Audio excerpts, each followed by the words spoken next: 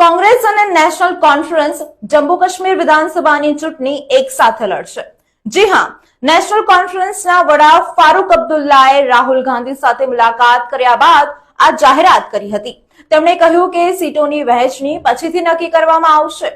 અગાઉ કોંગ્રેસના સાંસદ રાહુલ ગાંધીએ શ્રીનગરમાં પાર્ટીના કાર્યકર્તાઓને કહ્યું હતું કે જમ્મુ કાશ્મીરનું પ્રતિનિધિત્વ કરવું અને તેને રાજ્યનો દરજ્જો પાછો અપાવવો સૌથી મહત્વપૂર્ણ છે, માટે અહીંથી લોહીના સંબંધ છે મારે। આવી સ્થિતિમાં અમને આશા છે કે ચૂંટણીમાં લોકો અમને ચોક્કસ સમર્થન આપશે। રાહુલ ગાંધીએ કાર્યકર્તાઓને કહ્યું કે અમે લોકસભાની ચૂંટણીમાં પીએમ નરેન્દ્ર મોદીનો વિશ્વાસ તોડ્યો છે। હવે તેમની છાતી 56 ઇંચની રહી નથી, તેઓ નમેલા ખભા સાથે ચાલે છે। જમ્મુ કાશ્મીરની ચૂંટણીમાં ગઠબંધન ત્યારે જ થશે જ્યારે કોંગ્રેસના તમામ કાર્યકર્તાઓનું સન્માન કરવામાં આવશે।